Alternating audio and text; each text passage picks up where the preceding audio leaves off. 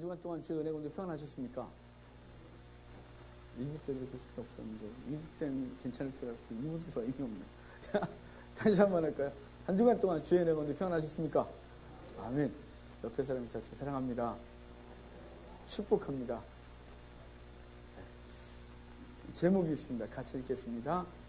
본향을 향하여. 아멘. 어제 이 제목을 이렇게 주보에 올리면서요, 옛날 성가대 할 때 생각났어요. 본향을 향하여라는 노래 있었던 거 아십니까? 그 찬양하면서 본향을 생각했던 생각이 들더라고요. 여러분, 하여간 오늘 본향을 향하여라는 말씀을 같이 보면서 우리의 영적 본향, 우리 그곳을 향하여 어떤 마음으로 살아야 될지를 생각하도록 하겠습니다. 오늘 이 말씀을 50장 읽었지만 48장부터 해야 될 차례죠. 48장부터 하려면 또 47장 후반부를 좀 읽어봐야 48장 시작이 좀 매끄러울 수 있어요. 자, 47장 27절부터 31절 봅시다. 여러분, 성경 예배 시간에 설교보다 더 중요한 게 본문입니다. 네. 제 얘기는 다 까먹어도 본문을 잊어먹지 말아야 되는데, 그리고 본문을 그냥 일자로 훅 읽고 저에게 들으려고 하는 경향이 있는데요.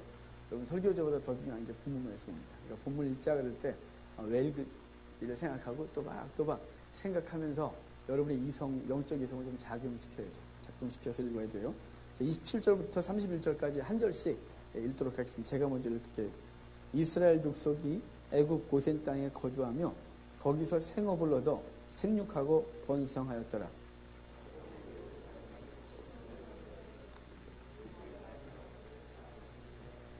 이스라엘이 죽을 날이 가까우매 그의 아들 요셉을 불러 그에게 이르되 이제 내가 내게 은혜를 입었거든 청하노니 내 손을 내 허벅지 아래에 놓고 인애와 성실함으로 내게 행하여 애굽에 나를 장사하지 아니하도록 하라.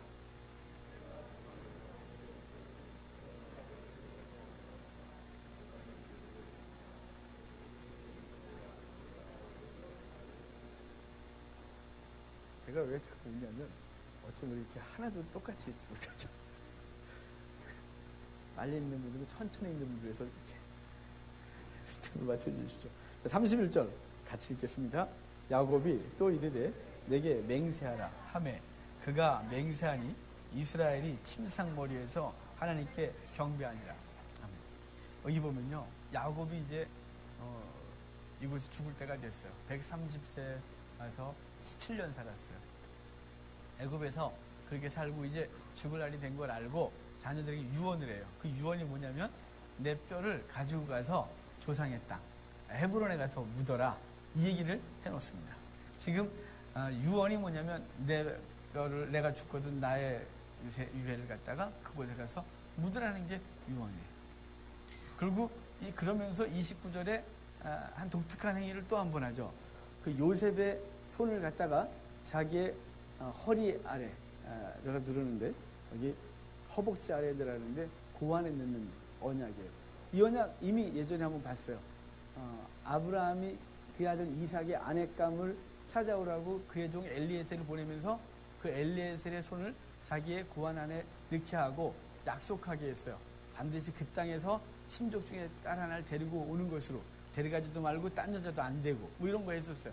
지금 야곱이 요셉에게 동일한 언약을 실행시키는 거예요. 이건 뭐냐면 맹세인 거죠. 맹세. 약속해라. 네가 반드시 내가 죽거든. 내가 죽은 뒤에 내 뼈를 반드시 고향의 땅, 조상의 땅 헤브론에 가서 묻겠다고 약속해라 라고 해서 이제 이 약속을 해놓고 그 다음에 48장이 시작되는 거예요. 48장 1절에 이 일 후에 이렇게 있잖아요. 이 일 후에는 이 유언을 한 이후에, 그리고 야곱이 그의 아들들에게 축복 기도하는 얘기가 48장, 49장이에요. 48장은 요셉의 두 아들에게, 49장은 야곱의 자신의 12아들에게 축복 기도하는 장면인데요. 48장 자기 아들들에게 축복할 때 보면 지금 야곱이 병이 들어 죽을 때가 된 거죠. 그걸 얘기를 듣고 요셉이 아버지께 옵니다. 아버지께 그 아들들을 데리고 왔을 때 그 아버지가 요셉의 두 아들들을 축복하게 되는데요. 거기 5절, 6절 좀 볼까요? 5절, 6절 같이 읽겠습니다. 내가 애굽으로 와서 내게 이르기 전에 애굽에서 내가 낳은 두 아들 에브라임과 므낫세는 내 것이라. 르우벤과 시몬처럼 내 것이 될 것이요 이들 후에 내 소생은 내 것이 될 것이며 그들의 유산은 그들의 형의 이름으로 함께 받으리라. 이게 아까 좀 무슨 얘기냐면 지금 야곱에게 12아들이 있었어요. 근데 요셉이 먼저 왔죠. 먼저 왔는데 지금 요셉의 두 아들 에브라임과 므낫세는 내 아들들이 되게 하고, 그러니까 야곱은 13아들이 되는 거예요.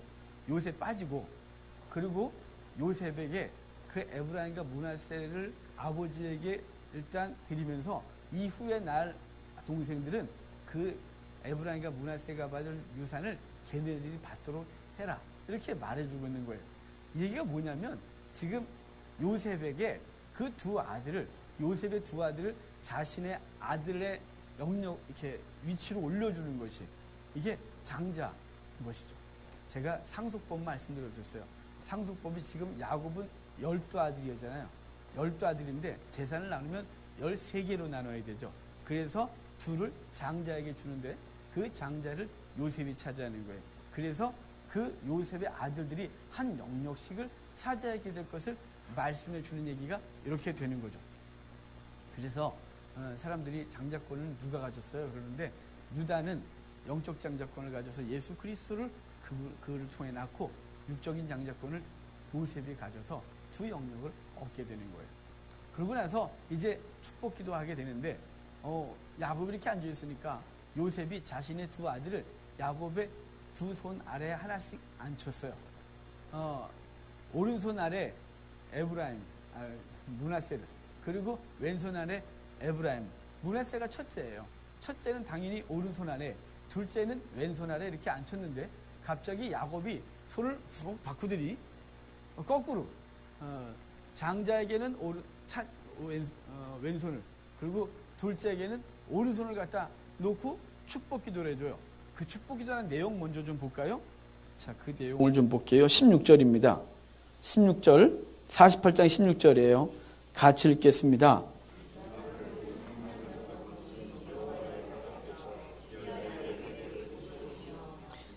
내 이삭의 이름으로 칭하게 하시오며 이들이 세상에서 번식되게 하시기를 원하나이다. 아멘. 지금 야곱이 요셉의 두 아들에게 하는 축복 기도의 내용이 있어요.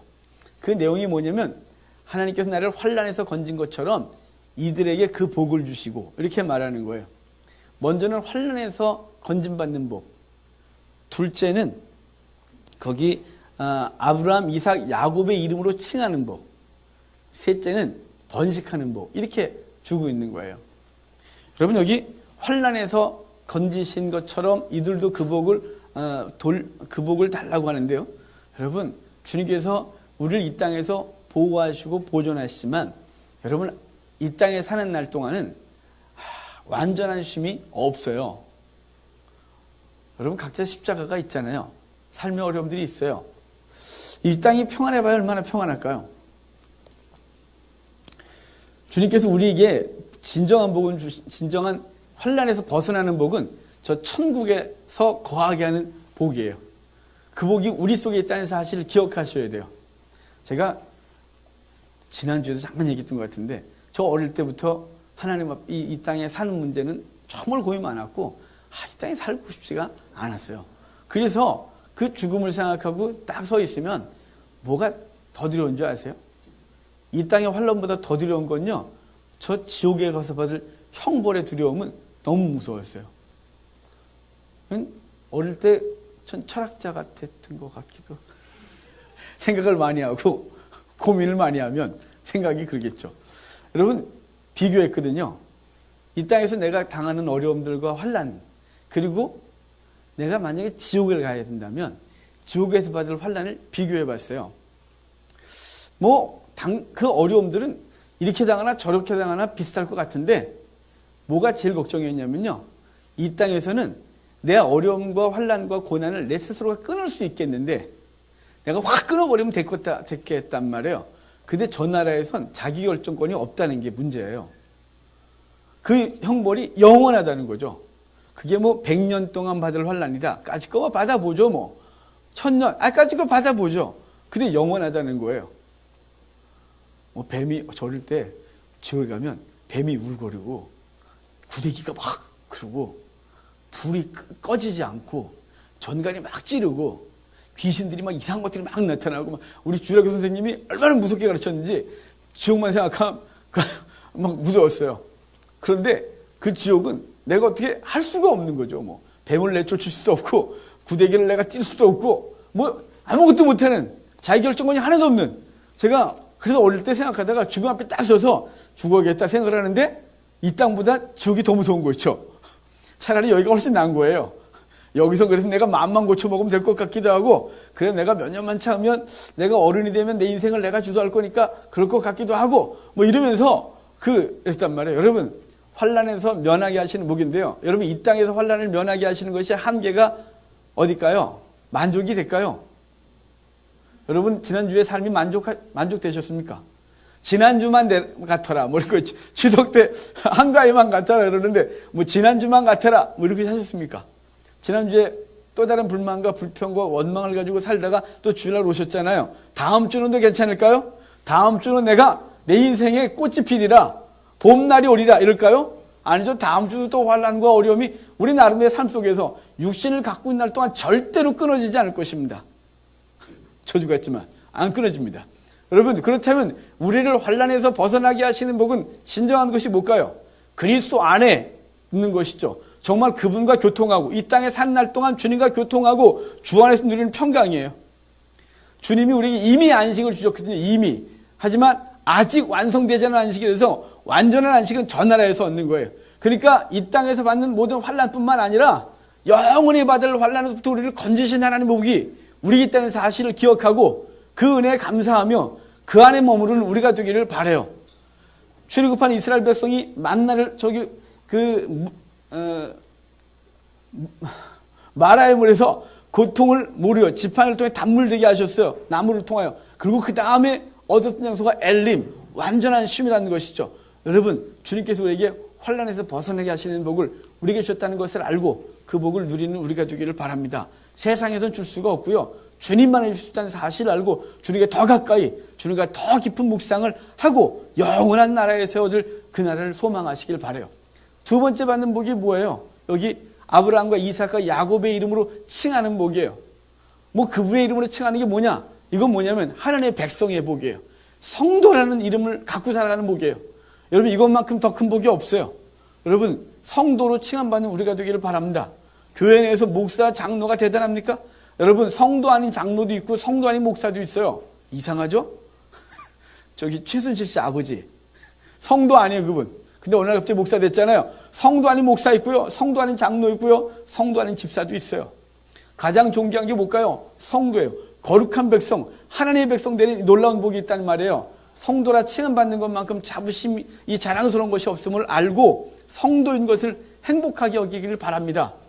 여러분 우리가 세상 것을 얼마나 좋아하는지 성도라 칭함받는 성도에서 집사 되면 되게 되는 것 같고 집사에서 안수 집사 되면 뭔가 된 것 같고 안수 집사에서 장로 되면 이제는 뭔가 다 된 것 같은데 아니요. 이미 성도라는 것으로 하나님 앞에 주신 놀라운 복을 우리가 받고 있다는 사실이에요. 우리가 교회가 얼마나 세속화됐는지 이 강단도 세속화됐어요.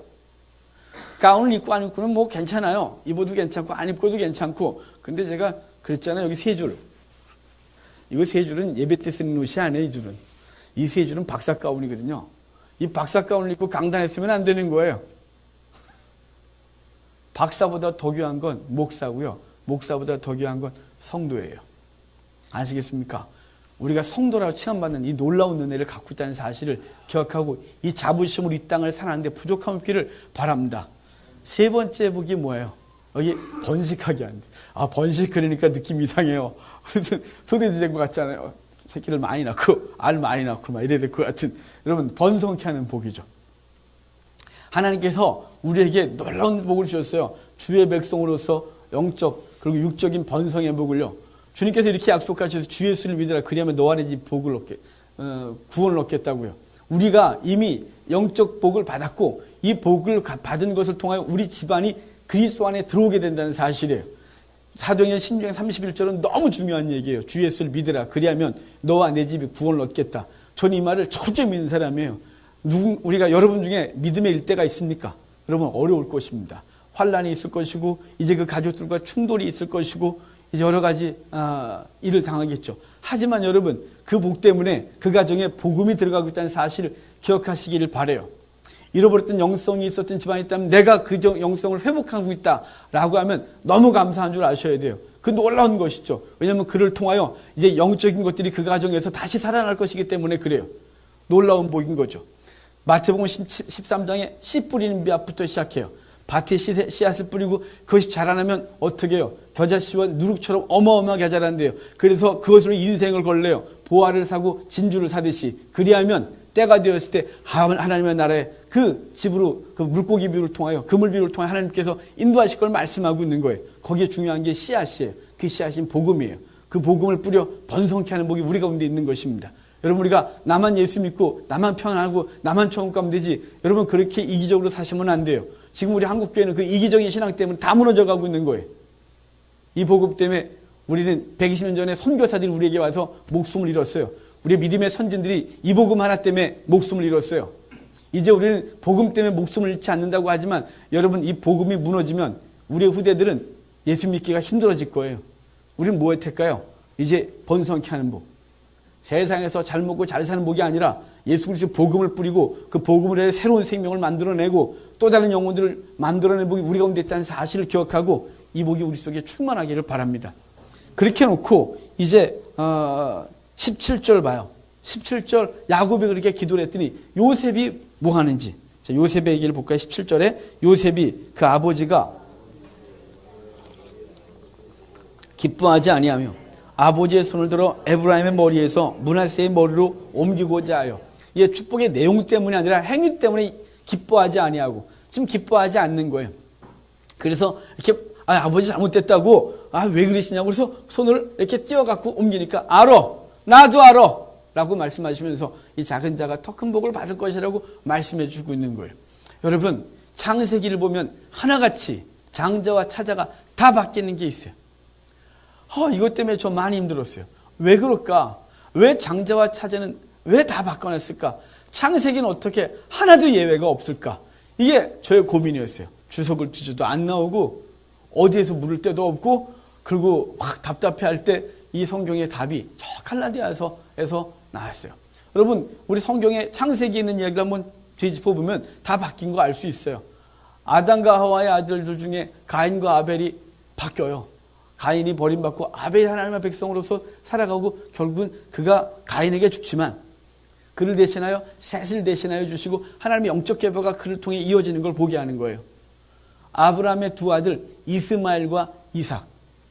사실은 아브라함에겐 8명의 아들이 있죠. 부인도 셋이고 사라, 하갈, 그 다음에 일부 때 이게 안 나올 때 있어요. 그두라. 그두라를 통해 6 아들을 낳아요. 하여간 8 아들이지만 지금 성경에선 그 6 아들에 대한 얘기는 좀 저 뒤에 있고 6 아들이 있는지도 모르는 사람들이 태반이시고요. 저 이스마엘과 이삭인데 이스마엘이 첫째, 이삭이 둘째였어요. 그런데 이스마엘은 물 한 자루 주고 내어 쫓아버렸고 이삭에게 그의 장자권을 허락하는 거예요. 이삭에게 2 아들이 있었어요. 쌍둥이죠. 에서와 야곱이요. 그런데 뱃속에서부터 에서는 미워하고 야곱을 사랑하시고 그들이 자라면서 스스로 선택하고 그리고 복을 야곱에게 주어 야곱이 그 계보를 잇는 거예요. 야곱의 2 부인이 있어요. 첫 부인 레아, 둘째 부인 라헬. 순서도 그렇고 결혼 순서도 그렇고 그럼에도 불구하고 레아와 그 자녀들이 선택을 받는 것이 아니라 라헬과 그 자녀 요셉이 선택을 받는 것이에요. 또 우리가 잘 아는 대로 유다의 3 아들이 있었고 그 3 아들에게 첫 번째 며느리 들어올 때 다말이었어요.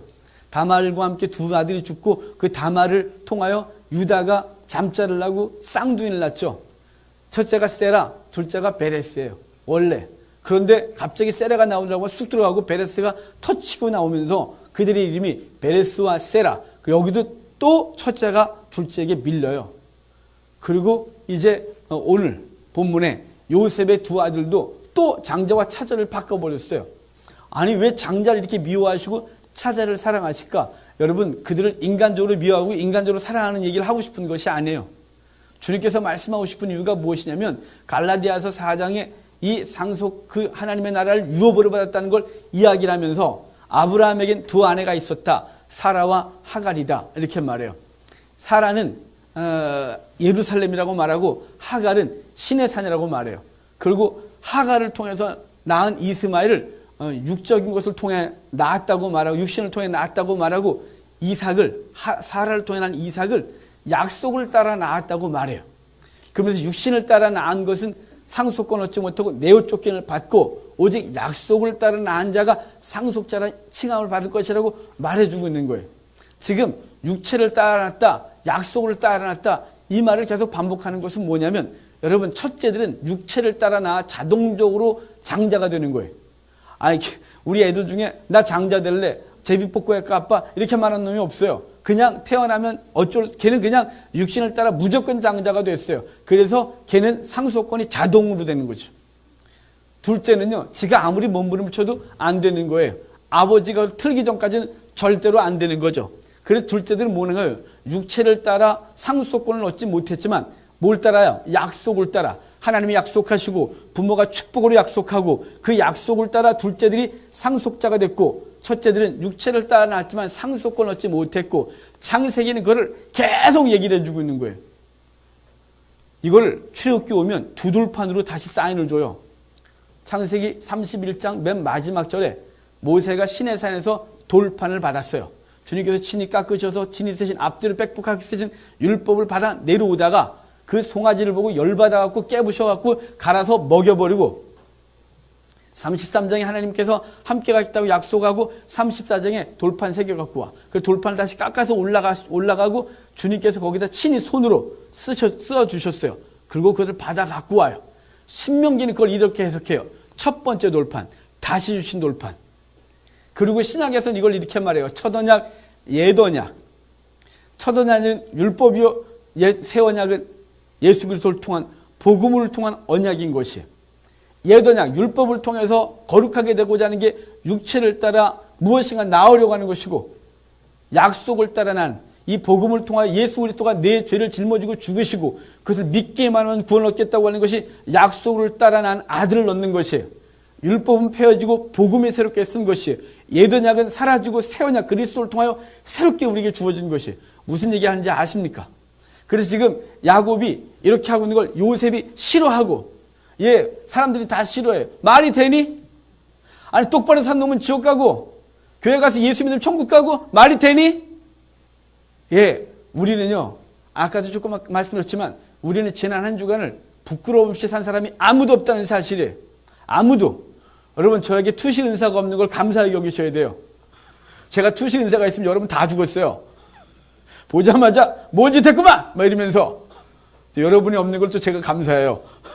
없으니까 여기 앉아 계신 거잖아요.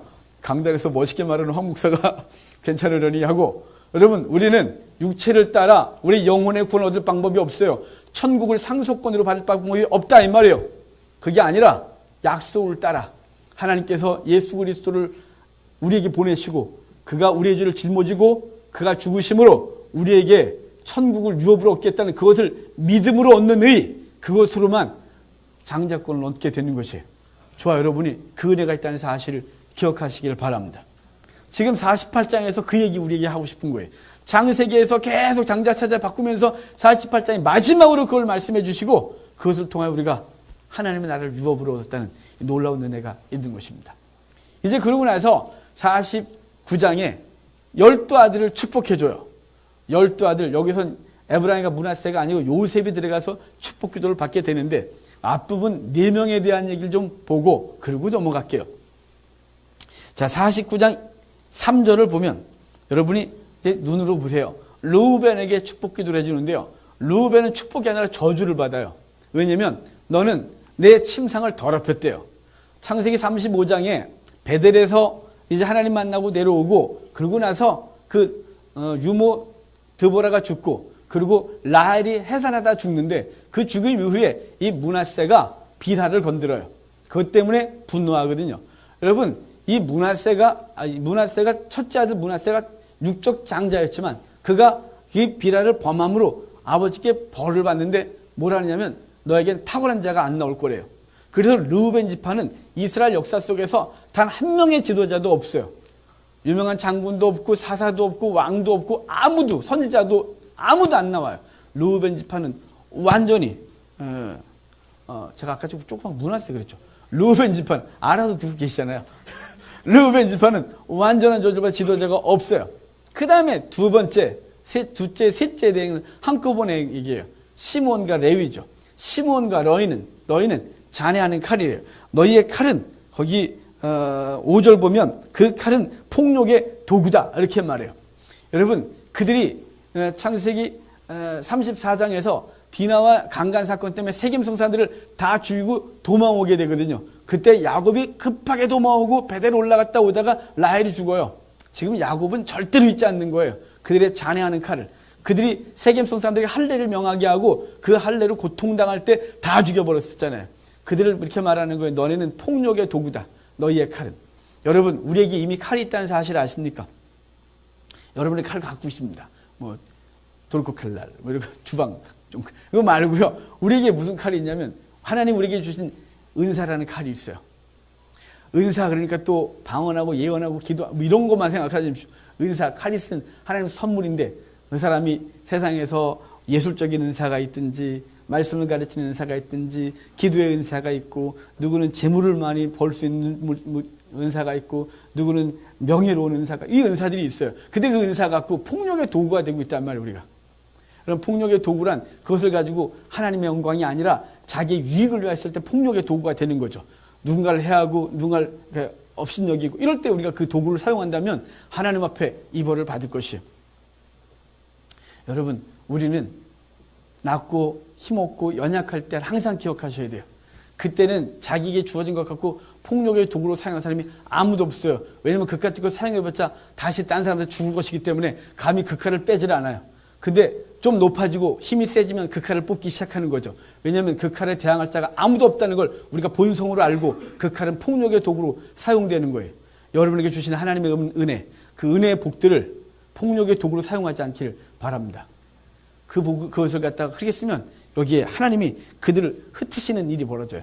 그래서 그 폭력의 도구로 사용할 때 뭐라고 그래요? 6절을 여러분 눈으로 보면 분노대로 혈기대로 자기들의 승질대로 했다 이 말이에요. 자기들의 마음의 감동이 되는 대로 막 욱하는 대로 이렇게 살아가는 거예요. 여러분, 성도는 이러면 안 됩니다. 하나님 말씀 우리를 통제하고 그 말씀 앞에서 우리의 삶이 어떻게 되어야 되는지를 기억하며 살아야 되지. 안 그러면 안 되는 거예요. 여러분, 이것은 성도나 불신자나 비슷해요. 자기의 혈기대로, 자기의 분노대로 그 칼을 사용하는 것이 비슷하다 이 말이에요. 여러분, 주 안에서는 이러면 안 되는 것이죠. 주 안에서는 절대로 이러면 안 되는 거예요. 제가 섬겼던 어떤 목사님은 되게 셌어요. 무서웠어요. 그분 앞에 눈도 이렇게 못 들었어요. 너무 무서웠기 때문에. 그런데 우리 집사님 저한테 그런 얘기 있어요. 자기는 큰 교회가 되면 그럴 수 있을 소질이 있대요. 소질이. 내가 그럴 때마다 나를 꼭 얘기를 해라. 눈빛이 바뀌고 뭐 이런 거 있잖아요. 여러분, 저도 안 그러길 바랄 뿐이에요.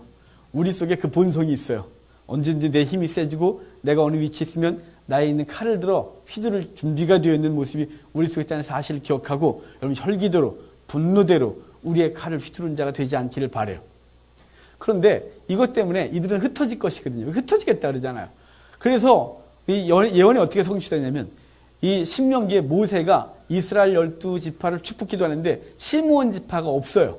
왜냐하면 그들은 가나안 땅에 들어가면 사라질 것이기 때문에 그래요. 이렇게 해야 되거든요. 원래 시므온아 너희들은 가나안 땅에 들어가면 없어지리라. 여러분, 어떻게 그런 말을 해요? 우리 모세는 아예 안 해요. 아예 축복기도해.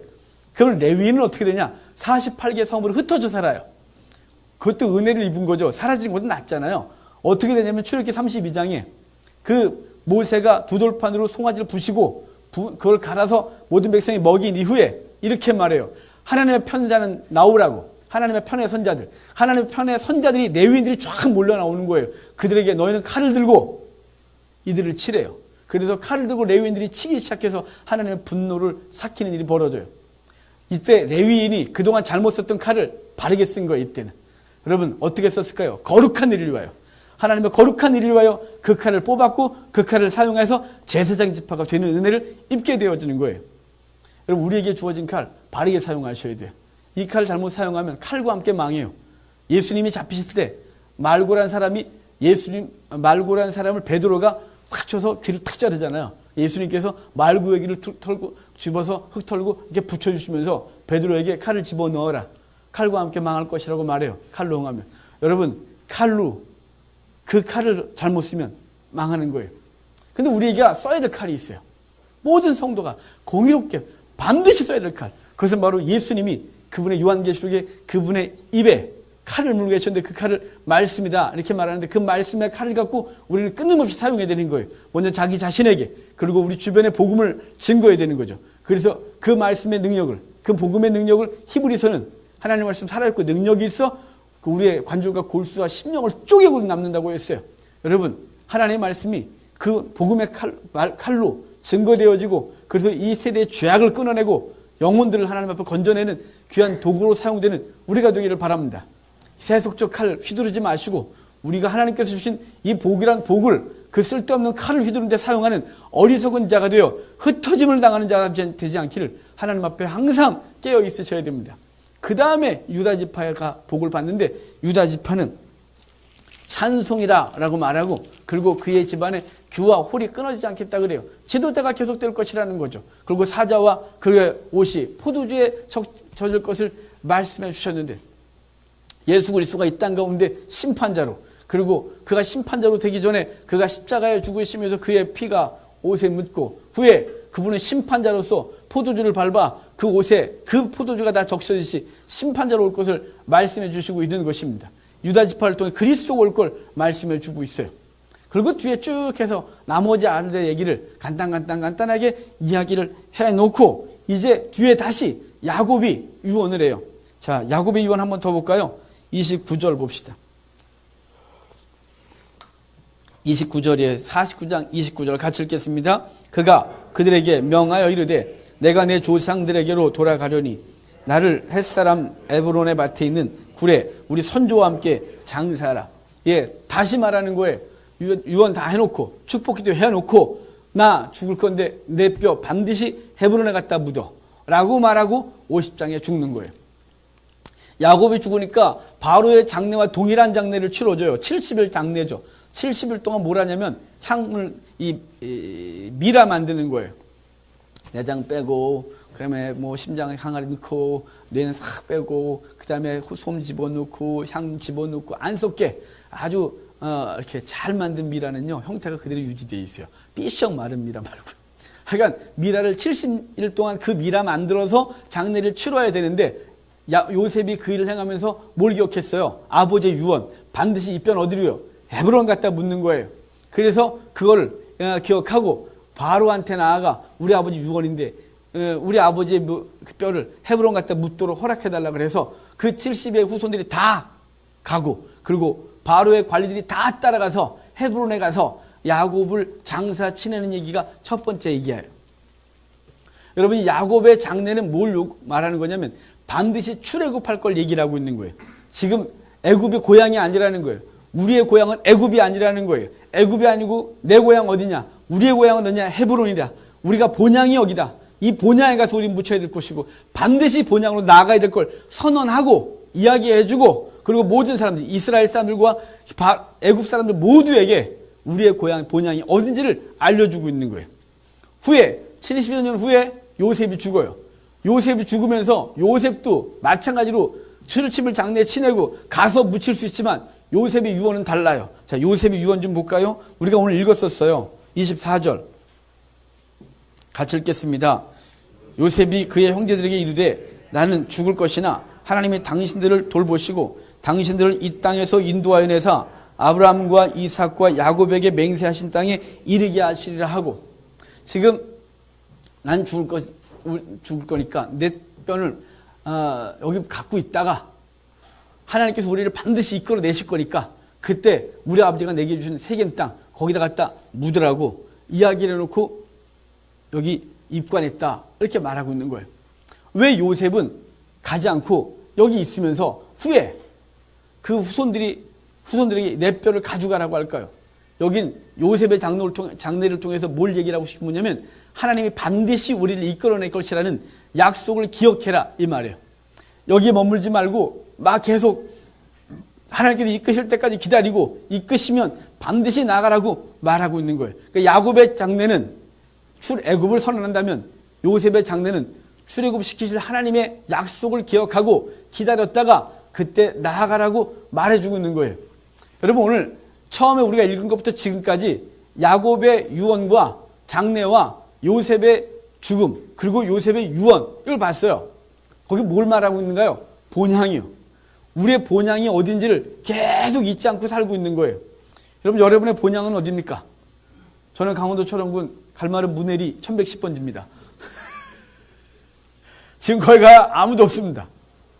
가끔 너무 고향이 그리워서 가보면 한 1, 20분? 갈 데도 없고 그래서 고향교회 가서 잠깐 기도하고 그 텅 빈 마당을 보고 그 고향교회들이 젊은 사람도 없고 초등학교 가봐야 이제 분교되니 많이 이런 소리하고 앉아있고 뭐 그런 동네 한 번씩 돌고 씩 오는 게 답니다. 그래서 몇 년에 한 번 너무 고향이 그리울 때 한 번 갔다 오는 게 단데요. 여러분 그게 고향일까요? 성도의 본향은 달리 있어요. 성도의 본향은 아버지 집으로 가는 거예요. 예수님께서 죽으시면서 그 죽으시 전에 내가 아버지께로 가노라 이렇게 말해요. 그러니까 도마가 어디로 가시는데요? 그러잖아요. 그래서 주님께서 내가 그 길이요 진리요 생명이니 나로 말미암지 않고 아버지께로 갈 자가 없다. 그러면서 그분을 통하여 아버지께 갈 것을 당신도 가시고 그들도 갈 것을 그리고 주님이 다시 오셔서 그들을 이끌어갈 것을 말씀해 주고 있는 거예요. 우리의 본향은 저것이에요. 여기가 아니에요. 그래서 사도 바울은 빌립보서 3장에서 뭐라 그랬어요? 우리의 시민권은 하늘에 있다 이렇게 말해주고 있죠.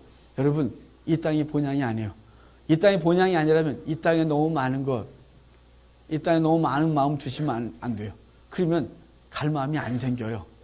여기 너무 많은 게 있으면, 여기 너무 많은 정을 두면 주님께서 오라 하시면 불편해지는 거죠. 좀 더 있다가요. 아직 못 쓴 게 많은데요. 아직 못 이룬 게 많은데요. 아직 못 누려본 게 많은데요. 그래서 아쉬운 거예요. 그래서요, 누가 천국 사모하는 줄 아세요? 힘없는 사람이요. 이게 너무 이상하죠? 천국에 그런 사람이 사모해야 되는 거예요? 그래서 우리나라도 60년대, 70년대, 80년대까지만 천국을 사모하고 예수 그리스도의 재림을 기억했어요. 그래서 그때 찬송 그런 노래 많이 불렀어요. 낮에나 밤에나 눈물 머금고 내 주님 오시는가에 이상한 구름만 떠도 내 주님 오시는가에 그 재림 찬양 많이 불렀어요. 80년대 지나면서 90년대 되면 그 찬양하면 이상했어요. 재림 얘기하면 이상했어요. 예수님 재림 얘기하면 2단씩 받는 거예요. 너무 이상하잖아요. 여러분 이 땅에 너무 많은 거 두지 마세요. 마음을 두면 저 나라에서 부를 때 아쉬워서 못 가요. 여러분 우리는 고향은 어디라고요? 주의 나라라고요. 천국 소망하면서 오늘 우리는 달려가는 거예요. 야곱이, 아브라함이, 이삭이, 야곱이, 요셉이 그 헤브론 땅 본향을 향하여 끊임없이 그랬어요. 우리는 이 땅이 아니고요. 하나님의 나라예요. 그래서 히브리서 11장에 보면 아브라함의 믿음의 조상 아브라함에 대한 얘기를 하다가 중간에 생뚱맞게 뚝 끊어놓고 하는 얘기가 있어요. 자, 한번 히브리서 11장을 찾아볼까요? 여러분 히브리서 11장이에요.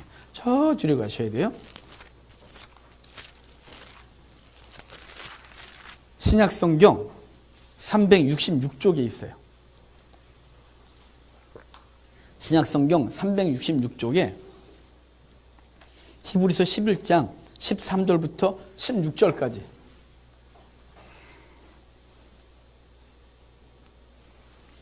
자, 보셨어요? 신약성경 365쪽 6쪽 요때 보면 11장 13절부터 16절까지 우리 한 목소리로 또박또박 천천히 읽도록 할게요. 이 사람들은 다 믿음을 따라 죽었으며 약속을 받지 못하였으되 그것들을 멀리서 보고 환영하며 또 땅에서는 외국인과 나그네임을 증언하였으니 그들이 이같이 말하는 것은 자기들의 본향 찾는 자임을 나타냄이라. 그들이 나온 바 본향을 생각하였더라면 돌아갈 기회가 있으려니와 그들이 이제는 더 나은 본향을 사모하니 곧 하늘에 있는 것이라. 이러므로 하나님이 그들의 하나님이라 일컬음을 받으심을 부끄러워하지 아니하고 그들을 위하여 한 성을 예비하셨느니라. 앞뒤가 아브라함의 믿음을 얘기하다가 갑자기 뚝 끊어놓고 이 얘기를 하고 있는 거예요. 더 나은 그 본향으로 돌아갈 수 있으나 이 본향은 아브라함이 나온 곳 그곳으로 돌아갈 수 있지만 하나님이 이스라엘에서 있고 그런데 하나님이 한 성 예비하셨대요. 한 성을 예비하셔서 그 땅을 소망하며 살았다 그러는데 여기선 바로 천국을 소망하게 하신 것으로 히브리서 저자는 슉 이끌어가고 있는 거예요. 더 나은 본향이에요. 여러분 이 땅 가운데 살만하죠. 예, 요즘 뭐 다 살만하다고 해요. 아무리 힘들고 어려워도 밥은 굶는 분 계시겠지만 이런 얘기 또 누가 나 밥 굶고 있다 또 이러면 또 그러겠지만 요즘 웬만하면 밥도 잘 굶지 않고 나라 복지 좋아져서 웬만하면 다 나라에서 챙겨주시고 그러잖아요. 예, 살만해요. 그렇지만 저 천국과 절대로 비교할 수 없어요. 여러분 천국을 소망하며 사는 우리가 되기를 바라요. 아브라함이 자기가 육신적으로 다시 나왔던 곳으로 돌아갈 수 있었지만 돌아가지 않았대요. 그는 더 나은 본향을 사모했고 주님께서 한 성을 예비하셨다 이렇게 말하고 있는 거예요. 여러분 우리가 그리스도를 떠나 세상으로 돌아갈 수 있어요. 충분히 할 수 있어요. 누가 막는 사람 없잖아요. 내가 막아봐야 뭐 제 말 듣겠어요? 돌아갈 수 있어요. 세상으로 나아갈 수 있어요. 내가 세상 거 추구하면서 그것으로 즐거움을 누릴 수 있어요. 하지만 우리에게 말씀한 게 뭐예요? 아브라함은 기꺼이 그러지 않았대요. 그들은 기꺼이 그러지 않았대요. 더 나은 본향을 사모했대요. 그래서 하나님은 그들에게 한 성을 예비했대요. 여러분 우리에게 한 성이 예비되어 있어요. 새 예루살렘이 예비되어 있어요. 주님께서 가시면서 그러세요. 내 아버지는 거할 곳이 많다. 내가 때가 되면 데리러 오겠다 말씀하셨어요. 주님이 속히 오시기를 바라요. 그것이 내가 삶이 힘드니까 속히 오셨으면 좋겠다. 아니 그래서 오시길 바라지 마세요. 그러면 이상하잖아요. 여러분 너 잘 살면 나 안 기다릴 거냐? 넌 잘 나가면 안 기다릴 거야? 이렇게 할 거 아니에요. 여러분 주님을 기다리는 건 이 땅의 삶과 비교하여 그분의 나라를 묵상하면 이 땅 것은 아무것도 아니라는 것을 우리는 잘 알 수 있어요. 여기 30대 이하는 죽음이라든가 천국이라든가 뭐 이거 생각 안 해보고 살잖아요. 저기 어르신들은 60대가 넘으시고 70이 넘으시고 그러면 이제는 주님이 부르시라를 소망하면서 이렇게 사시잖아요. 여러분 우리가 나이와 상관없이 형편과 상관없이 천국을 소망하며 사는 우리가 되기를 바랍니다. 예수님이 오실 그날 정말 사모하셔야 돼요. 정말이에요. 지금 이 시대는 그분을 너무 안 기다려요. 그래서 세상으로 너무 많이 가고 있는 거예요. 너무 많이요. 주님을 생각하고 주님을 그리워하면 여러분 세상 것이 안 보기 시작할 거예요. 기꺼이 감당할 수 있는 힘이 생길 것입니다. 여러분 초대교회 성도들에게 매일매일 인사말이 있었어요. 샬롬이요? 아니요. 그건 유대인의 인사였어요. 초대교회 성도들의 인사가 있어요. 마라나타였어요. 우리는 안녕하십니까? 하지만 마라나타였어요. 마라나타의 뜻이 무엇인지 아시죠? 주여 오시옵소서. 고린도전서에 한 번, 요한계시록에 한 번, 마라나타 이렇게 기록돼요. 마라나타, 주여 오시옵소서. 이것이 우리의 인사가 되어야 돼요. 우리가 정말로 주님을 기다려야 돼요. 본향을 향하여 나가는 자들이잖아요. 본향을 향해 가는데 자꾸 안 가고 주저앉아 있고 딴짓하고 딴 돌로 돌아가면 안 되는 것이에요. 거기 가면 너무나 좋은 게 있는데 그걸 못 보니 그게 안 보이니 이 땅에 주저앉아 있는 것이죠. 자꾸 돌이키고 소원기둥 되려하고 쟁기 잡고 뒤돌아보고 우리 이러고 있는 거예요. 여러분 본향을 향하여 힘있게 나가는 우리가 되길 바라고요. 그래서 이 시대에 우리를 유혹하고 넘어뜨리고 공격하는 모든 것들로부터 넉넉하게 믿음을 지켜내는 우리가 되기를 주의 이름으로 축복합니다. 우리